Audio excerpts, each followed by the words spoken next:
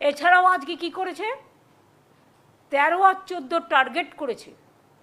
আমাদের কাছে খবর এসছে প্রত্যেকটা ব্লকে ব্লকে, বিজেপির তো বিএলএ নেই, খুব কম, তাই এজেন্সি দিয়ে, শুনুন, বিএলএ ওয়ানরা আমাদের এনুমারেশনের সময় ছিল, বিএলএদের বাড়ি বাড়ি নিয়ে গেছে, সব পার্টির বিএলএরাই ছিল যাদের আছে, কিন্তু যখন হিয়ারিং করছে তখন কিন্তু বিএলএদের ঢুকতে দিচ্ছে না।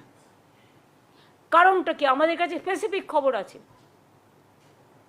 সেখানে কি করছে, মাইক্রো অবজারভার বসে আছে কিছু গদ্দার আর কিছু বিজেপির দালাল দলদাস, কৃতদাস, যারা কেউ গেলেই বলছে অ্যান্টি বেঙ্গলি, অ্যান্টি ন্যাশনাল, রাষ্ট্রবিরোধী, এবং লিখে দিচ্ছে যে নট ফাউন্ডিং এনি এভিডেন্স, কোনো এভিডেন্স পাওয়া যায়নি। ওয়ারাজ যে লোকটা যাচ্ছে তার সব ডকুমেন্ট নিয়ে, তাকে কিন্তু কোনো রিসিট দেওয়া হচ্ছে না। আপনি যখন ব্যাংকে টাকা জমা করেন, আপনি কিন্তু জানতে পারেন কতটা জমা হলো, ব্যাংক আপনাকে ইনফর্ম করে। আপনি হসপিটালে টাকা জমা করলে আপনি একটা রসিদ পান। আপনি একটা স্কুলে গিয়ে ছেলে ভর্তি করলে, মেয়ে ভর্তি করলে, যখন আপনাকে দিতে হয় কিছু, যেসব স্কুলে টাকা দিয়ে ভর্তি হয়, একটা রিসিট পান। আপনি একটা দোকানে জিনিসপত্র কিনতে গেলে আপনি একটা রিসিট পান, আবার জিএসটির সাথেও সংযুক্ত করা হয়।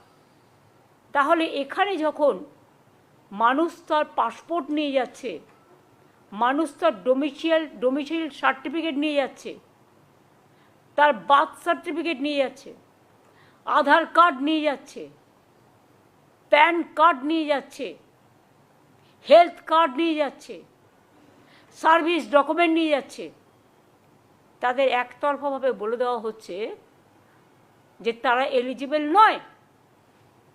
ওরা যেটা লিখছে এটা আমরা প্রথমে জানতে পারিনি, কারণ ওখানে কাউকে বিএলএদের ঢুকতে দেওয়া হচ্ছে না, এই একটাই কারণে। বিএলএ 2দের ঢোকার কথা ছিল, কিন্তু যেহেতু বিজেপির বিএলএ 2 নেই, সেই জন্য BLA 2s are not allowed. তাহলে বলুন, আপনি একটা লোককে বাদ দিচ্ছেন, সেই লোকটার কারণ জানার অধিকার নেই, আপনি আমাকে কেন বাদ দিচ্ছেন? 54 লক্ষ নাম যখন বাদ হয়, ইয়ারোদের নাম মিসইউজ করেছিল এবং অ্যাসোসিয়েশন চিঠি লিখে জানিয়েছিল ইলেকশন কমিশনকে যে আমরা কিন্তু ডিলিট করি।